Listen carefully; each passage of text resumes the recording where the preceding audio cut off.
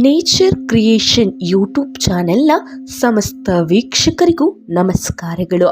ಇವತ್ತಿನ ವಿಡಿಯೋದಲ್ಲಿ ತಿರುಪತಿ ದೇವಸ್ಥಾನದ ರಹಸ್ಯಗಳನ್ನು ತಿಳಿದುಕೊಳ್ಳೋಣ. ಭಾರತದ ಅತಿ ಪ್ರಸಿದ್ಧ ಮತ್ತು ಶ್ರೀಮಂತ ದೇವಾಲಯಗಳಲ್ಲಿ ಒಂದಾದ ತಿರುಪತಿ ವೆಂಕಟೇಶ್ವರ ದೇವಸ್ಥಾನ ಇದು ಲಕ್ಷಾಂತರ ಭಕ್ತರ ನಂಬಿಕೆಯ ಕೇಂದ್ರ. ಆದರೆ ಇದರ ಹಿಂದೆ ಅಚ್ಚರಿ ಮೂಡಿಸುವ ಹಲವಾರು ರಹಸ್ಯಗಳಿವೆ. ಇಂದು ನಾವು ಅದನ್ನು ಒಂದೊಂದಾಗಿ ತಿಳಿಯುತ್ತಾ ಹೋಗೋಣ. ಅದಕ್ಕಿಂತ ಮುಂಚೆ ನೀವಿನ್ನು ನಮ್ಮ ನೇಚರ್ ಕ್ರಿಯೇಷನ್ ಯೂಟ್ಯೂಬ್ ಚಾನಲನ್ನು ಸಬ್ಸ್ಕ್ರೈಬ್ ಮಾಡಿಲ್ಲ ಅನ್ನೋದಾದರೆ ಈಗಲೇ ಸಬ್ಸ್ಕ್ರೈಬ್ ಮಾಡಿಕೊಳ್ಳಿ. ಹಾಗಾದರೆ ಬನ್ನಿ ಇವತ್ತಿನ ವಿಚಾರವನ್ನು ತಿಳಿಯೋಣ. ತಿರುಪತಿ ದೇವಸ್ಥಾನದ ರಹಸ್ಯಗಳು. ಮೊದಲಿಗೆ ಇತಿಹಾಸ. ತಿರುಪತಿ ದೇವಸ್ಥಾನದ ಇತಿಹಾಸ. ತಿರುಪತಿ ತಿರುಮಲ ಬೆಟ್ಟದಲ್ಲಿಯೇ ಇರುವ ಈ ದೇವಸ್ಥಾನವನ್ನು ಭೂಮಿಯ ವೈಕುಂಠ ಅಂತ ಕರೀತಾರೆ. ಪುರಾಣಗಳ ಪ್ರಕಾರ ಸ್ವತಃ ವಿಷ್ಣುವಿನ ಅವತಾರವೇ ಇಲ್ಲಿ ವಾಸಿಸುತ್ತಿದ್ದಾನೆ ಎಂದು ಹೇಳಬಹುದು. 2000 ವರ್ಷಗಳಿಗಿಂತ ಹಳೆಯದಾದ ಈ ದೇವಸ್ಥಾನ ಅನೇಕ ರಾಜವಂಶಗಳಿಂದ ಕಾಪಾಡಲ್ಪಟ್ಟಿದೆ ಎಂದು ಕೂಡ ಹೇಳಬಹುದು. ಸ್ನೇಹಿತರೆ, ಈ ತಿರುಪತಿ ದೇವಾಲಯವನ್ನು ಎಂದಿಗೂ ಕೂಡ ಮುಚ್ಚೋದಿಲ್ಲ. ಎಂದಿಗೋ, ಇಂದಿಗೋ, ಅಂದಿಗೋ ಈ ತಿರುಪತಿ ದೇವಾಲಯಕ್ಕೆ ಇರುವಂತಹ ಮಹತ್ವ ಕಡಿಮೆಯಂತೂ ಆಗುವುದೇ ಇಲ್ಲ. ಯಾಕೆ, ಇದರಲ್ಲಿ ಅಂತಹ ವೈಶಿಷ್ಟ್ಯತೆ ಏಕಿದೆ ಹಾಗೂ ಇಲ್ಲಿರ್ತಕ್ಕಂತಹ ಒಂದಷ್ಟು ರಹಸ್ಯಗಳನ್ನು ಒಂದೊಂದಾಗಿಯೇ ತಿಳಿಯುತ್ತಾ ಹೋಗೋಣ. ಮೊದಲನೆಯದು, ತಿರುಪತಿ ದೇವಸ್ಥಾನದಲ್ಲಿಯೇ ತಿರುಮಲ ದೇವರಿಗೆ ಕೂದಲಿರುವಂತಹ ರಹಸ್ಯ. ಈ ರಹಸ್ಯ ಸಾಕಷ್ಟು ಜನರಿಗೆ ತಿಳಿದೇ ಇಲ್ಲ ಅಥವಾ ಗೊತ್ತೇ ಇಲ್ಲ. ಆ ವಿಚಾರದ ಬಗ್ಗೆ ಇಂದು ನಾನು ನಿಮ್ಮಲ್ಲಿ ಹೇಳುತ್ತೇನೆ. ತಿರುಪತಿಯಲ್ಲಿರುವಂತಹ ವೆಂಕಟೇಶ್ವರ ಸ್ವಾಮಿಯ ಮೂರ್ತಿಗೆ ನೈಸರ್ಗಿಕವಾಗಿ ಮೃದುವಾದ ಹೊಳೆಯುವ ಕೂದಲಿದೆ. ಅವು ಎಂದಿಗೂ ಕೂಡ ಅಲಿಯುತ್ತವೆ, ಚಿಗುರುತ್ತವೆ, ಕಡಿಯುವ ಗುರುತುಗಳಿಲ್ಲ. ವಿಜ್ಞಾನವು ಇದನ್ನು ಅರ್ಥ ಮಾಡಿಕೊಳ್ಳಲಾಗಲಿಲ್ಲ. ಸ್ವಾಮಿಯ ಮೂರ್ತಿಯ ತಲೆಯ ಮೇಲೆ ಇರುವ ಕೂದಲು ನಿಜವಾದ ನೈಸರ್ಗಿಕ ಕೂದಲಿನಂತೆ ಮೃದುವಾಗಿ ಹೊಳೆಯುತ್ತಾ ಇರುತ್ತದೆ. ಶಿಲೆಯ ಮೂರ್ತಿಗೆ ಕೂದಲು ಇರುವುದು ಸಾಧ್ಯವೇ ಎಂಬ ಪ್ರಶ್ನೆ ಇದ್ದರೂ ಸಹ ಭಕ್ತರು ಅದನ್ನು ದೇವರ ದೈವಿಕ ಶಕ್ತಿ ಎಂದೇ ನಂಬುತ್ತಾರೆ. ಕುಡಿಯುವ ಗುರುತೇ ಇಲ್ಲ ಅಂದರೆ ಆ ಕೂದಲಿಗೆ ಯಾವತ್ತೂ ಕತ್ತರಿಸಿದ ಗುರುತು ಅಥವಾ ಸೀಳಿದ ಗುರುತು ಕಾಣುವುದಿಲ್ಲ. ಕೂದಲು ಒಂದೇ ಸಮನಾಗಿಯೇ ಬೆಳೆಯುತ್ತಾ ಇರುತ್ತದೆ. ಸತತ ತಾಜಾತನ. ಕೂದಲು ಎಂದಿಗೂ ಜಡಿಯಾಗುವುದಿಲ್ಲ, ಒಣಗುವುದಿಲ್ಲ. ಬಿಸಿ ನೀರಿನಲ್ಲಿ ತೊಳೆಯುತ್ತಿದ್ದರೂ ಕೆಲವೇ ಕ್ಷಣಗಳಲ್ಲೇ ಮತ್ತೆ ಮೃದುವಾಗುತ್ತೆ, ಹೊಳೆಯುತ್ತೆ ಅಂತಾನೆ ಹೇಳ್ತಾರೆ ಸ್ನೇಹಿತರೆ. ಹಾಗೆಯೇ ಇನ್ನೊಂದು ಮುಖ್ಯವಾದ ವಿಚಾರ ಏನು ಅಂದರೆ, ಭಕ್ತರು ಕೂದಲನ್ನ ದಾನ ಮಾಡುತ್ತಾರೆ. ಯಾಕೆ ತಿರುಪತಿಯಲ್ಲಿ ಅನ್ನೋದು ಕೂಡ ಯಾರಿಗೂ ಅಷ್ಟಾಗಿ ತಿಳಿದಿಲ್ಲ. ಪ್ರತಿದಿನ ಸಾವಿರಾರು ಭಕ್ತರು ತಲೆಯ ಕೂದಲನ್ನ ದಾನ ಮಾಡ್ತಾರೆ. ಮೋಕ್ಷಕೇಶ ಎಂದು ಕರೆಯುತ್ತಾರೆ. ಈ ಕೂದಲುಗಳನ್ನ ಶುದ್ಧವಾಗಿ ಸಂಗ್ರಹಿಸಿ ನಂತರ ಹರಾಜು ಹಾಕಲಾಗುತ್ತದೆ. ಜಗತ್ತಿನ ಹಲವಾರು ಕಡೆಗಳಲ್ಲಿ ಈ ಕೂದಲು ವಿಗ್ಗಳನ್ನು ತಯಾರಿಕೆಗೆ ಹೋಗುತ್ತದೆ. ಇದರಿಂದ ದೇವಸ್ಥಾನಕ್ಕೆ ಕೋಟಿ ಕೋಟಿ ಆದಾಯ ಬರುತ್ತದೆ ಎಂದರೂ ಕೂಡ ನಂಬಲಾಗುವುದಿಲ್ಲ. ಇನ್ನು ವಿಜ್ಞಾನಿಗಳು ಇದಕ್ಕೆ ಮೂರ್ತಿಯ ಕೂದಲುಗಳ ಮಾದರಿಯನ್ನು ಕೇವಲ ಪರೀಕ್ಷಿಸಿದಾಗ ಅದು ಮೃತ ಕಲ್ಲಿನಲ್ಲಿರುವ ಕೂದಲು ಅಲ್ಲ, ಜೀವಂತ ಮಾನವನ ಕೂದಲಿನಂತೆ ವರ್ತಿಸುತ್ತದೆ ಎಂದು ಕೂಡ ಹೇಳಿದ್ದಾರೆ. ಇದರಿಂದಲೇ ಭಕ್ತರು ಇದನ್ನ ಸಂಪೂರ್ಣವಾಗಿ ದೈವದ ಅದ್ಭುತ ಎಂದು ಹೇಳ್ತಾರೆ. ಇನ್ನು ಎರಡನೇ ರಹಸ್ಯ, ತಿರುಪತಿ ಸ್ವಾಮಿಯ ತಲೆಯ ಬಲಭಾಗದ ರಹಸ್ಯ. ಗುರುತುಗಳಿರುವ ಸ್ಥಳ. ಸ್ವಾಮಿಯ ಮೂರ್ತಿಯ ಬಲ ಕಿವಿಯ ಹಿಂದೆ ಒಂದು ಸಣ್ಣ ಬಾಗಿಲಿನಂತೆ ಇರುವ ಗುರುತು ಇದೆ.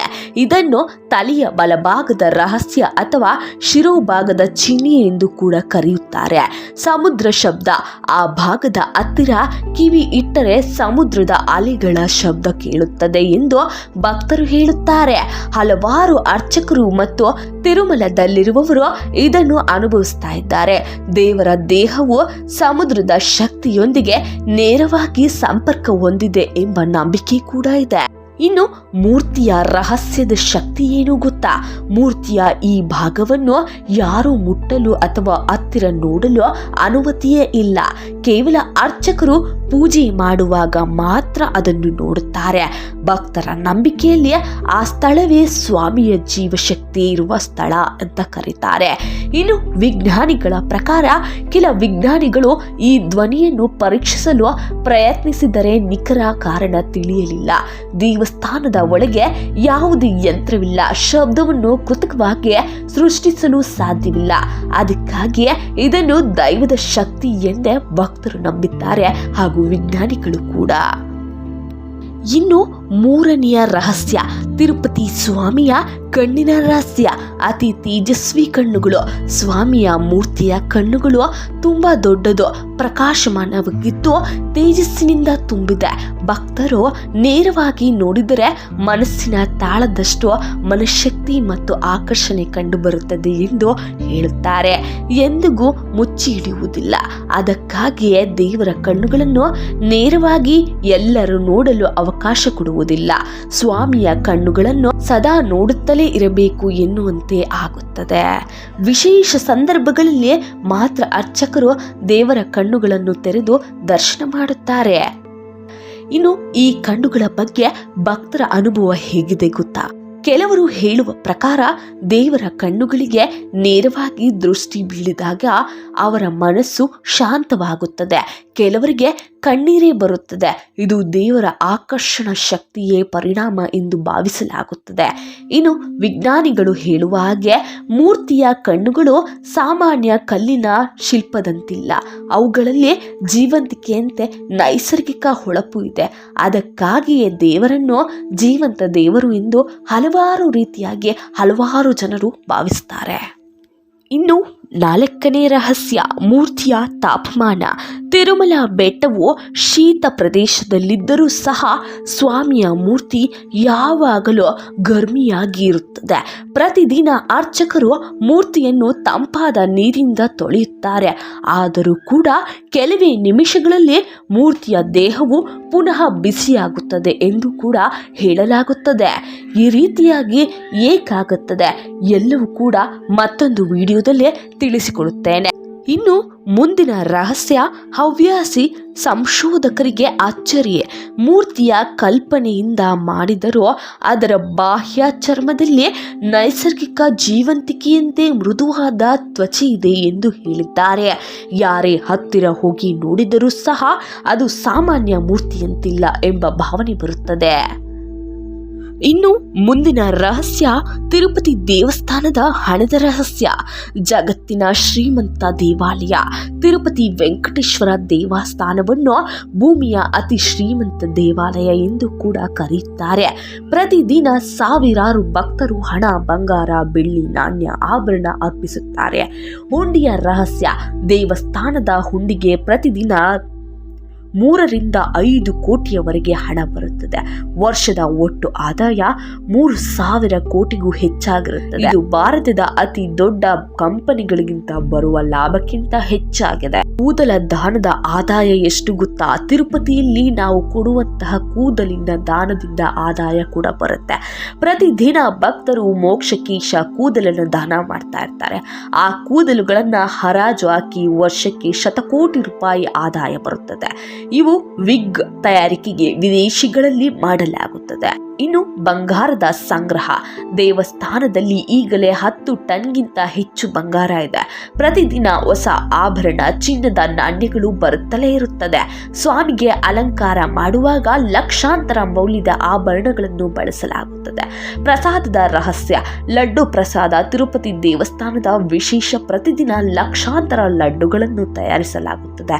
ಲಡ್ಡು ಮಾಡುವವರಿಂದ ಮಾತ್ರವೇ ವರ್ಷಕ್ಕೆ 200 ರಿಂದ 300 ಕೋಟಿ ರೂಪಾಯಿ ಆದಾಯ ಬರುತ್ತದೆ. ಹಣವನ್ನು ಹೇಗೆ ಬಳಸುತ್ತಾರೆ ಗೊತ್ತಾ?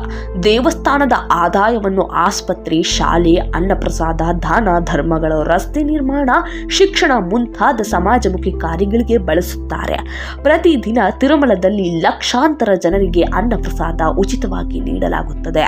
ಭಕ್ತರ ನಂಬಿಕೆ, ಜನರು ದೇವರಿಗೆ ಕೊಡುವ ಹಣವನ್ನು ಸ್ವಾಮಿ ಸ್ವತಃ ಸ್ವೀಕರಿಸುತ್ತಾನೆ ಎಂಬ ಭಾವನೆ ಇದೆ.